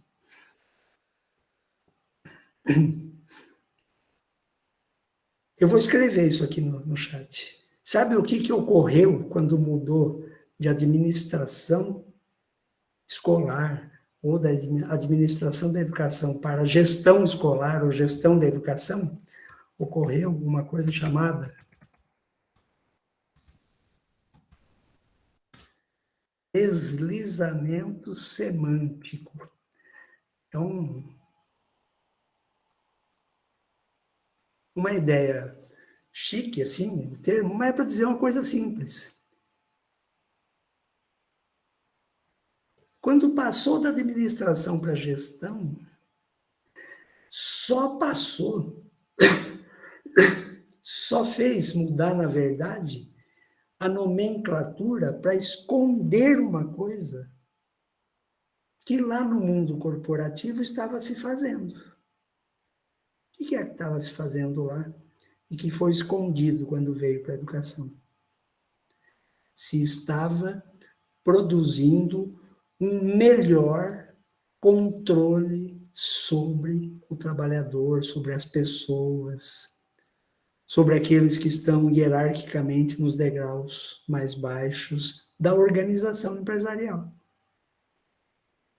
Vamos sair do mundo corporativo e vamos pensar na educação. Esse negócio veio para a educação, sabe? Deram uma dourada na pílula, né, como se falava antigamente, né? Passaram açúcar em volta dela, em volta do comprimido, e fizeram a gente engolir. Ah, não, mas é meio docinho. Sabe qual é a ideia que veio para cá? De que a gestão, diferentemente do conceito de administração, é uma forma democrática, porque ela envolve a participação. 20 e 21. Na minha conversa de hoje diz assim, às 20 e 21, dê a quarta má notícia da noite. Fomos enganados de novo. Sabe por quê? Porque a ideia de participação precisa ser qualificada. Antes dela qualificar e transformar a administração em gestão.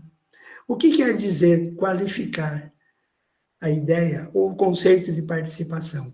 Por uma razão simples. Pensa comigo, olha. Eu conheço 3 formas de participação. A primeira, ser parte. Então, o sujeito é parte, por exemplo, se o seu nome está na lista de pessoas que fazem esse curso, então você é parte desse curso. Ser, o verbo é, indica o verbo ser. Então, você é parte do curso aqui, coordenado pelo professor Flávio Roberto. Ser parte quer dizer, o seu nome está na lista. Isso é suficiente? Não. Tem uma segunda forma de participação. É fazer parte. Agora nós saímos. Fala, meu irmão apareceu ali na tela, junto com a Magali. Manda um abraço para ele, Magali. Espero que ele esteja mais careca do que eu. Ao fazer parte, o que muda? Primeiro era ser parte. Fazer parte, eu saio do verbo ser e passo para o verbo fazer. É uma ação. Você tem que realizar alguma coisa além de ter o seu nome na lista. Vocês estão entendendo a ideia? Essa participação do fazer parte, ela é um pouco mais profunda do que ser parte, do que ter o nome na lista. Mas ela ainda não é o fim da história. Tem uma terceira forma de participação. É o tomar parte. Sabe o que quer dizer tomar parte? quer dizer o seguinte: eu tenho o meu nome na lista, eu vou fazer algo para que a minha parte ninguém precise fazer por mim. Eu vou tomar para mim a minha parte. Então, o verbo tomar, no lugar do verbo fazer, indica não só uma ação, mas uma ação intencional, uma ação com propósito, uma ação com determinismo. Assim, não, essa parte é minha, eu vou tomar ela para mim. Eu vou dar um exemplo. Olha o que aconteceu com a ideia da inclusão dentro da escola. O menino tem autismo, síndrome de Down, ou outros problemas físicos e mentais, ou as duas coisas. Agora ele vem para a sala de aula. Então, o nome dele está na lista. Está na lista de chamada, inclusive. Está na lista. Quer dizer que ele é parte dessa sala de aula? Ele é parte. Então quer dizer que ele aprende nessa sala de aula? Não necessariamente.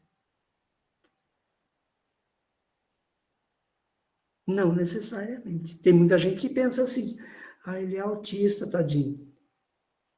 Se ele socializar aqui já está bom, né? Como assim está bom? O que você faria se você comprasse no mercado ou na padaria uma caixinha de leite, dizendo que tem 1 litro, se abrisse em casa e tivesse só metade? Você falaria assim, tá bom, pelo menos veio metade, né? Não, eu sei o que você faria. Você ia pegar a caixinha, eu ia voltar lá e falar, viu, espera um pouco aí. Aqui diz que tem 1 litro, mas eu abri que só tem metade. Pode me dar outra aí. Mas por que na escola a gente aceita a ideia de que pode ser as coisas feitas pela metade? Eu não entendi isso até hoje. Mas lá vem a estatística de novo.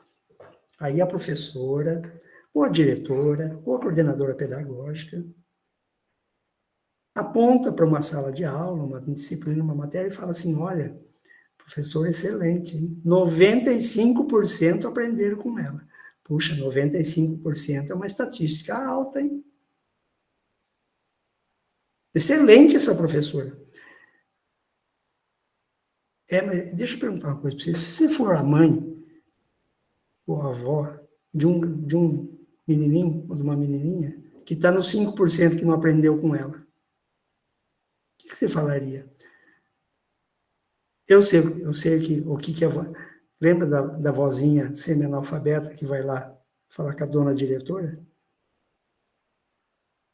Aquela que chega lá e fala, dona diretora, eu vou tirar o bacurizinho aqui da escola. Não, por quê? Aí ele não aprende, não. E não é que ele não aprende, é que ela não fala o restante da frase. Ele não aprende aqui com vocês. Mas na vida ele aprende. Vai aprender comigo. É a mesma coisa. A gente deixa a estatística convencer a gente. A professora tem que estar feliz porque 95% aprendeu com ela. Ela tem esse direito. Mas ela não pode estar feliz 100%. Ela tem que dizer, eu preciso lutar mais por esses 5% aqui. Eles têm que aprender também. Mas a gente deixa a estatística falar em nome da gente. O sistema falar em nome da gente. As legislações, as políticas públicas e por aí vai. Qual que era a minha pergunta no começo dessa conversa sobre administração? O que é que gestão democrática tem a ver com relação com o saber? Primeiro, estou desconstruindo aqui a ideia de que trocar administração por gestão é uma grande vantagem. Tem, na verdade, aí um deslizamento semântico que está causando um estrago muito grande na educação, no meu modo de entender. Não é nem trocar 6 por meia dúzia. Olha só por quê. Primeiro, porque a ideia de participação tem esses problemas aí. De que participação está se falando? Quando se fala em gestão democrática participativa. De que tipo de participação se trata? Ser parte, fazer parte ou tomar parte? Aí vem uma outra coisa que nessa conversa tem que trazer também. E está na crista da onda, está na moda. É a tal da autonomia. Então, uma gestão democrática é aquela escola ou aquele modelo de gestão em que a autonomia é um princípio. Olha, gente, o discurso é muito bom. Mas você vai avaliar na prática? E alguém perguntou, e essa pergunta chegou até mim, porque acho que foi o Roberto que me passou, numa tal conversa, alguém do curso, não sei quem, e também não faz diferença quem foi. Mas a ideia era mais ou menos assim. Como é que a gente pode falar em autonomia se temos tantas leis e se o sistema tolhe a gente do jeito que se faz hoje? Ou como disse a Francis, na prática as coisas já vêm prontas. Que tal de autonomia é essa? Primeira coisa, deixa eu dizer uma coisa para vocês. A palavra autonomia é composta por dois radicais gregos, autos e nomos. Está aí no chat. O autos é o si mesmo, é por mim mesmo. O nomos quer dizer lei. O que quer dizer, então, autonomia do ponto de vista dos radicais gregos que compõem a palavra? Quer dizer, eu faço as minhas próprias leis. Agora, deixa eu dizer uma coisa para você. Se eu faço as minhas próprias leis, não é exatamente porque eu faço o que eu quero. Por quê?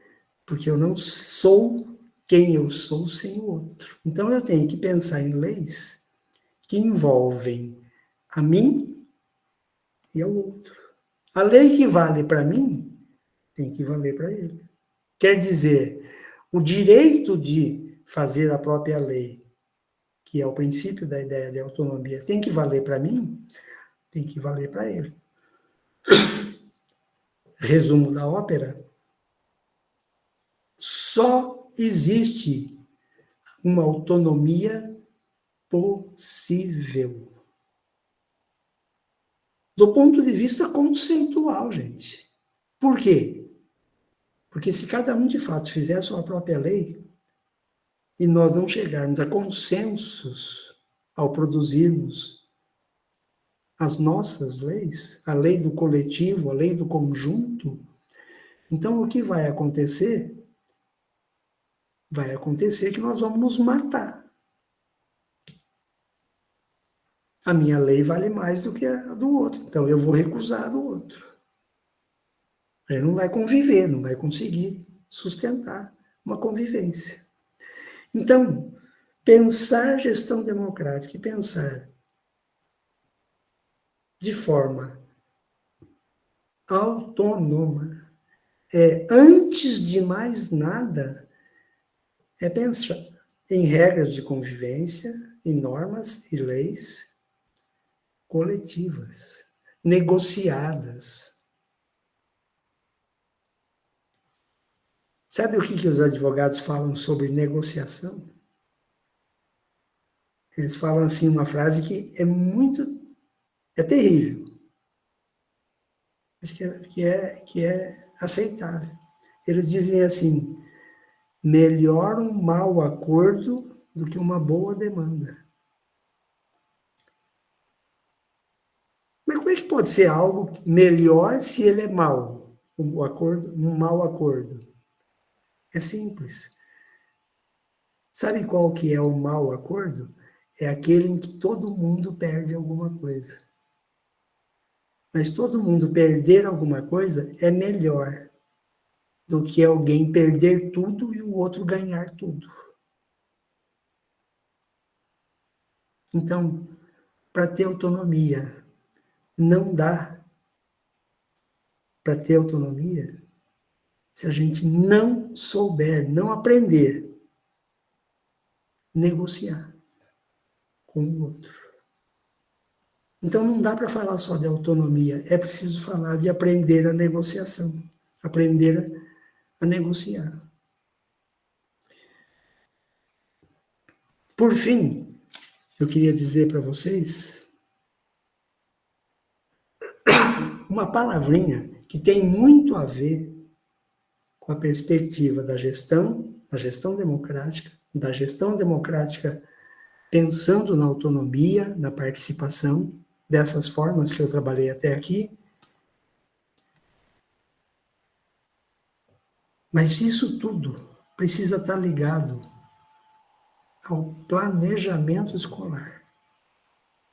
Ou dito de outra maneira, ao projeto político pedagógico da escola. E eu vou fazer aqui uma provocação. Mais uma, né? As escolas estão virando no avesso para produzir um projeto político pedagógico, pensando numa gestão democrática, uma gestão participativa, né? Pensando que essa gestão produz autonomia dos professores, dos alunos, das pessoas que trabalham na escola, nas melhores das boas intenções. Maravilha, o caminho é esse, não tem problema nenhum até aí. Mas a questão é a seguinte: o próprio planejamento que gera o projeto político-pedagógico, porque o que é o PPP? É um modelo de planejamento. Se a própria realização, elaboração do PPP não for democrática, participativa, onde a autonomia e a negociação são a ênfase, a tônica do processo, o que nós estamos produzindo não é um PPP, é um documento. É letra morta.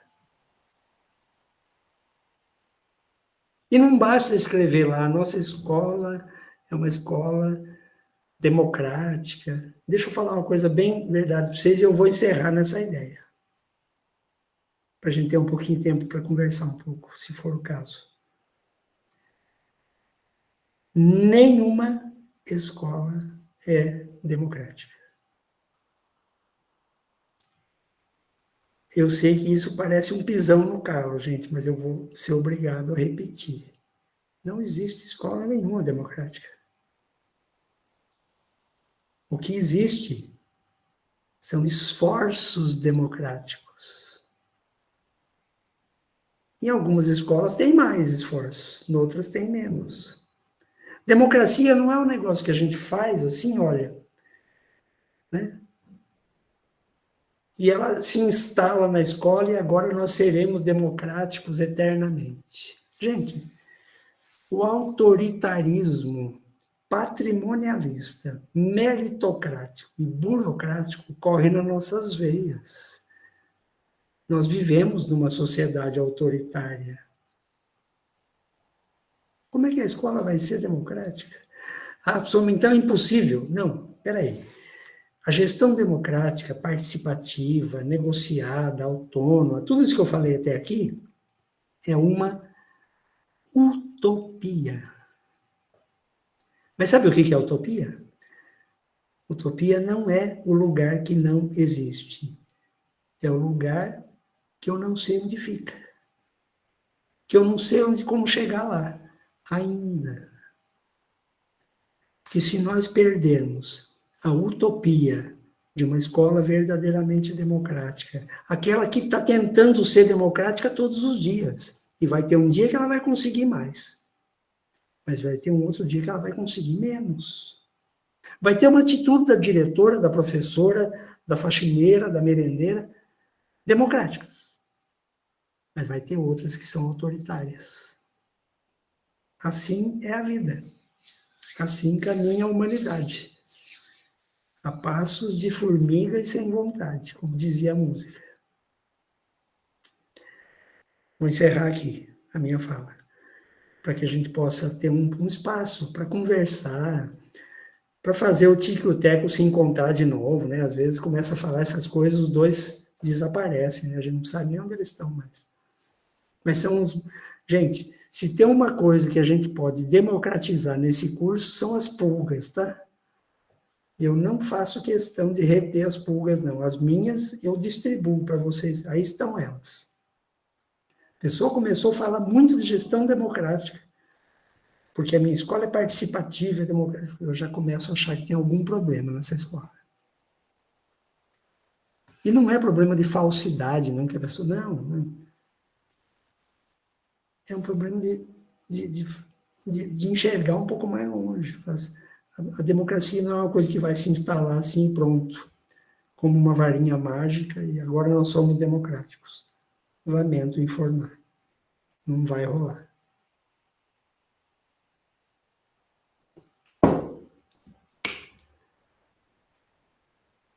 Chega, falei demais.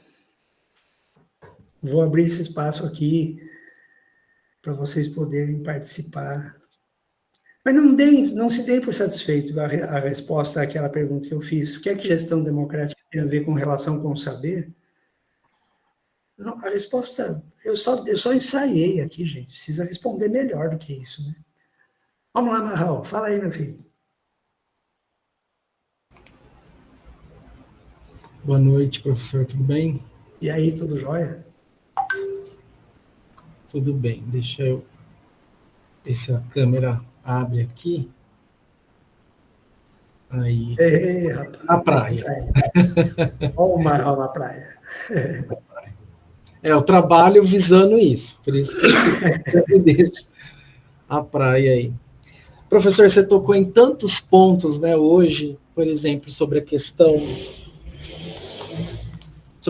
das notas, né, e eu pensei em tanta coisa, no impacto que isso pode ter sobre as pessoas, né, e agora, em poucas palavras, né, você falou assim, quem que não tem uma história, né, eu tenho, teve uma vez que eu fiz uma avaliação, e aí o professor, eu até fui muito bem na prova, né, só que eu tirei 9,8. E aí, não que eu tenha ficado incomodado, mas eu queria saber o que eu tinha errado. Pois é. Porque aí é a questão, né? Porque assim, eu sempre fui, tirei 5, mas o que eu errei? Eu sou isso até hoje, quando eu presto concurso, e aí a gente vai conferir o gabarito, depois eu vou atrás das respostas, ver o que eu errei, né? O que aconteceu, claro, para aprender, né? Justo. Porque a gente aprende com erro, né? Então eu fui perguntar por que não 0,2. Aí o professor me explicou, falou, não, porque aqui você fez assim, tal. Aí eu olhei e falei, tá. Eu falei, então, mas eu fiz assim porque o texto tal diz isso, né? E aí, assim, desculpa, mas tava certo, né? Mas de verdade, eu fui perguntar para ele por quê. Que eu podia estar errado, mas aí quando ele me falou por quê, eu falei, então, mas quando eu respondi isso, eu fui por esse caminho, inclusive indicado pelo professor, né? Certo. Aí sabe o que ele fez? Ele pegou, ele riscou assim o 9,8 e ele colocou 9,9. Sabe por quê? Porque ele disse que 10 era só para ele e Deus. Aí eu fiquei olhando assim. Aí depois, né? Bom, isso foi na graduação, depois comecei a dar aula e tal, e eu fiquei pensando, que eu trabalhei como coordenador também, e eu vi que muitos colegas, eles imaginam que ter muitos alunos que foram mal numa prova que você aplicou significa que você é bom professor. E aí eu fico pensando, gente, a humanidade já produziu tanto, né, na literatura educacional, e a gente chegar no século XXI e a pessoa achar que está tudo bem, que ela é ótima, que ela aplicou uma prova e as pessoas foram mal. Não consigo entender isso, né?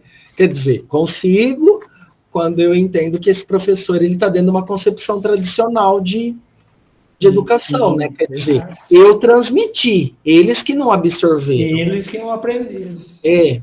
Né? Então, fiquei pensando nisso quando o professor falou. E uma outra questão que eu gostei que o professor falou é sobre isso. Dar aula com quem tem facilidade é muito fácil. Eu trabalhei em escolas, e acho que todo mundo aqui já trabalhou, que é assim, a 8ª A é ótima, a 8ª B é boa, a C começa o problema, a D as pessoas acham que... E a E ninguém quer, né? E tanto que eu fiz questão, em algumas escolas que eu passei como coordenador, de mudar essa lógica. A melhor era a C, não era a A. Entendeu? E outra coisa, em outras escolas, a gente agrupou alunos de acordo com os rendimentos e a gente pegava assim, 1/3, sabe? Então, 1/3 de alunos bons, 1/3 de alunos medianos e 1/3 de alunos com dificuldade. Porque aí não tem aquela sala bomba que ninguém quer pegar. Porque as salas bombas sempre ficam. E sempre fica para quem está começando. Exato. Né? É impressionante, né?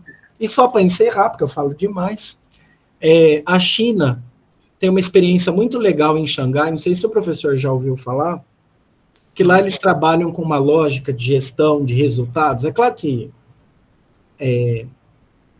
há controvérsias, né, ainda mais quando se trata de China, mas a questão é que lá eles têm assim, ó, em Xangai, quando uma escola tem um péssimo rendimento, porque eles têm muitas avaliações, né? Então, assim, os alunos estão com mau rendimento, está tendo muito problema, as escolas de melhor rendimento vão lá com seus professores dar um tutorial para esses professores e acompanha o trabalho deles, né? E lá também tem assim incentivo para quem pega escola com baixo rendimento e consegue subir. Professor que trabalha na direção, espera-se que ele continue ensinando e ele também vai receber uma bonificação de acordo com os índices da escola. Então, assim, é aquela coisa, né? A gente sabe que, inclusive o texto fala sobre isso, né? Quando a gente desliza, né, semanticamente alguns termos do mundo empresarial traz para a escola, eu sei que há críticas, mas eu também acho que às vezes não dá para jogar tudo fora. Tem algumas coisas que são, sim, relevantes. E aí o que acontece com Xangai, né? Até anotei aqui, ó. Estudantes que estão entre os 10% mais pobres têm rendimento similar aos 20% privilegiados. Entende? Porque trabalha nessa perspectiva. Peraí, o melhor professor precisa estar com os alunos que têm maior dificuldade. E não o que acontece aqui no Brasil, e a gente sabe disso, né? E bom entre aspas também, né? Porque você falar que é bom com quem aprende fácil, bom em que sentido, né? Então, eu também fiquei pensando nisso na fala do professor. Maravilha, Manuel, maravilha. É só para botar mais lenha na fogueira.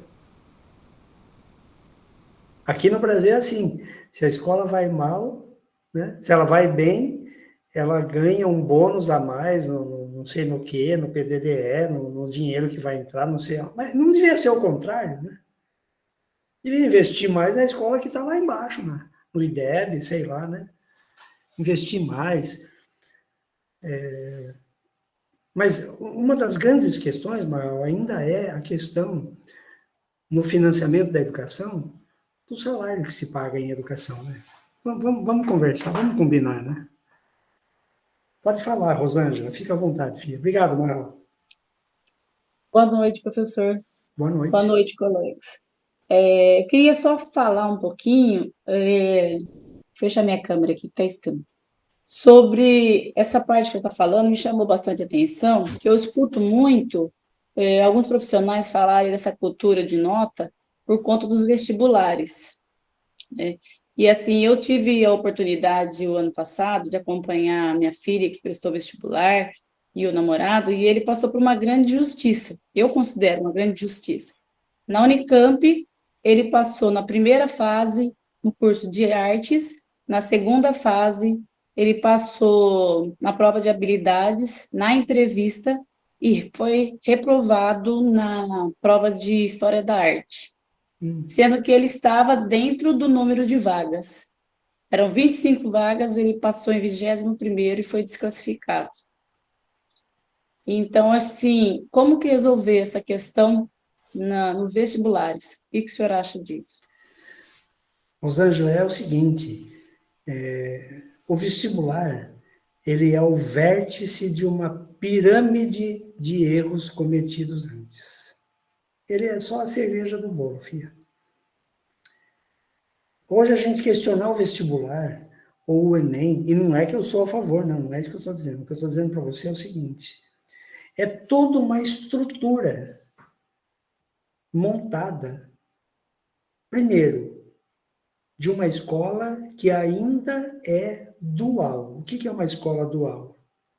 É simples, uma escola para ricos, uma escola para pobres.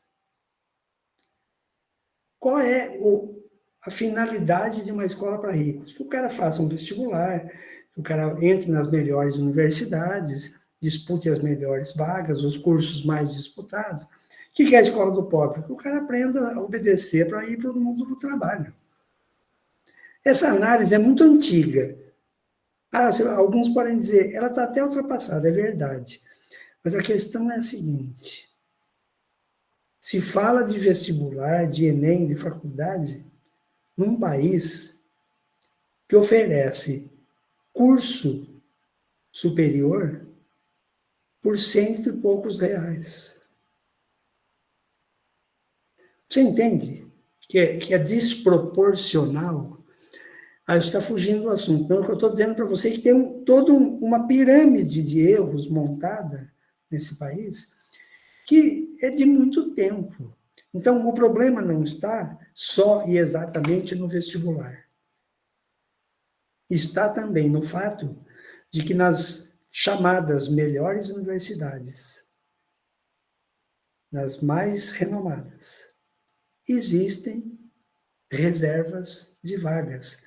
E eu não estou falando da cota de vagas para negros, indígenas, pessoas carentes ou estudantes de escola pública. Eu estou falando de reserva de vaga para o degrau de cima da sociedade. Você entende? Então, é uma questão complexa, mas eu diria para você o seguinte: a gente não tem que preparar ninguém para vestibular. Ninguém. O que a gente tem que ensinar na escola é uma coisa só: que o aluno seja capaz. Que ele seja capaz de concluir que ele é capaz de aprender, que ele seja capaz de aprender. Então, é lógico, a gente vai oferecer para ele matemática, história, geografia, todas essas coisas que caem no vestibular, que caem no Enem, etc, etc. Mas o objetivo da escola não pode ser o vestibular. Eu entendo a injustiça que você sente que o menino sofreu, e é muito provável que tem mais coisa nessa história que eu e você e esse povo todo que está nos ouvindo aqui que a gente não saiba, que assim, faz parte do jogo, mas ninguém admite, né? Que é provável que tenha coisas assim, é provável. Mas o que eu posso dizer para você é o seguinte: nós vivemos numa sociedade extremamente autoritária. Extremamente autoritária. A distribuição de vagas de universidades não é uma distribuição democrática, uma distribuição equitativa, não é, gente. Não vamos nos iludir. Muitos esforços estão sendo feitos para que isso seja melhorado. Mas o exemplo que você trouxe aqui é uma prova de que tem muito a melhorar ainda, né? Agora, eu vou repetir. A função da escola, do professor, na escola básica, da professora, do diretor, da coordenadora pedagógica, não é focar nem no Enem, nem no vestibular. Mas é no saber. É transformar a escola que a gente tem numa escola do saber. E não uma escola da informação. O que é a escola em geral, tá? Eu vou isentar as boas práticas pedagógicas das escolas particulares, mas o que a grande maioria das escolas faz, das particulares? Fica treinando o aluno em questões de vestibular. Eu sei, gente, eu trabalhei mais de 20 anos no cursinho. E a gente ficava tentando adivinhar quais iam ser as perguntas que ia cair no vestibular, naquela disciplina que a gente trabalhava. Então, é um grande processo montado para dar certo para alguns, mas para não dar certo para a maioria. Da última vez que eu me lembro, a FUVEST, que faz o vestibular da USP até hoje, teve um ano que teve perto de 100 mil inscritos. Na primeira fase, mais de 60 mil foram reprovados. O que você me fala de um funil desse tamanho? Isso não é feito para dar certo para a maioria. Infelizmente. Então, eu diria para você, a gente, não só esse menino, como outros tantos, né, vão ter que superar barreiras insuperáveis. Mas nós, como educadores, precisamos dar uma mão, gente. E no meu entender hoje, é produzir uma escola do saber, não uma escola da informação. É formar um professor do saber, não um professor meramente da informação. Porque, vamos combinar, o Google, a internet, tem informações muito mais extensas, mais profundas, mais atraentes do que a escola. Se nós formos entrar nessa de competir com as novas tecnologias digitais em termos de informação, a gente já perdeu de 10-0 de saída. Então, não é isso que a gente tem que fazer. O que a gente tem que fazer é inventar outra escola. A gente tem que inventar outro jeito de aula, outra aula. A gente tem que inventar outro eu mesmo, outro professor, outro profissional da educação. E no coletivo, viu? Para que o aluno sinta, primeiro, que ele é capaz. Segundo, que ele é capaz de aprender. Qual aluno? Todos eles. Todos eles. Gente, temos 4 minutos.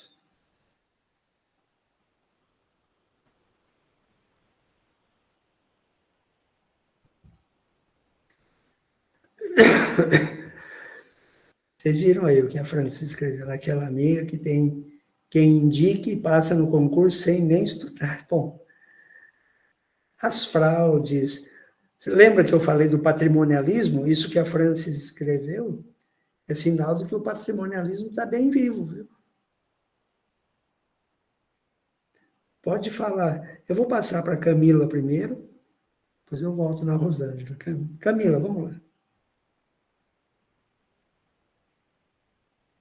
Camila.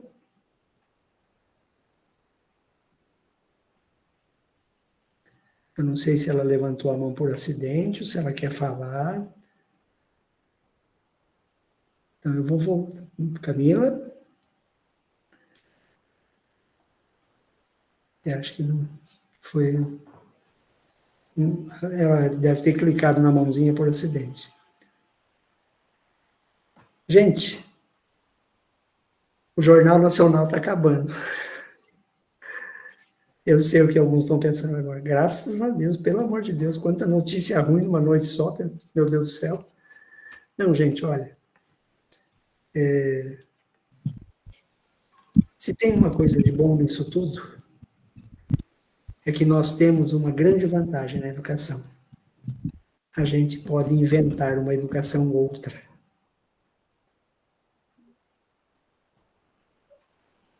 Sabe aquele dia que se dá aula para criança?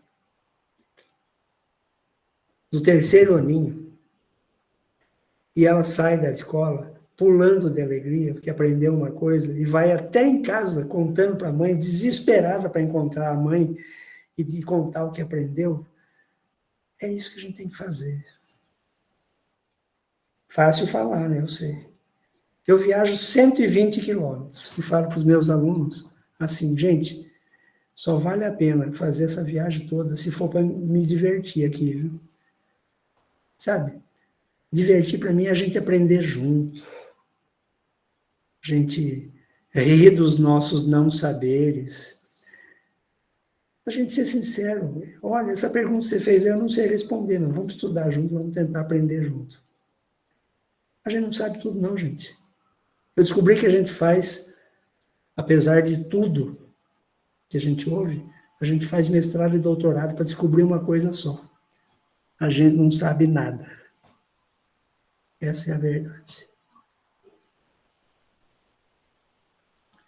Gente boa, está na hora de quem puder abrir a câmera, dar um tchauzinho assim, falar uma boa noite. Boa noite. Fiquem com Deus. Obrigada pela Obrigado pela paciência. Boa noite. Boa noite, obrigada pela Grande abraço para todo mundo. Boa noite. Tchau, gente. Boa Fiquem noite. com Deus. Boa noite. Boa noite. Tchau, tchau. Boa noite. É isso aí, seu Roberto e dona Adriana.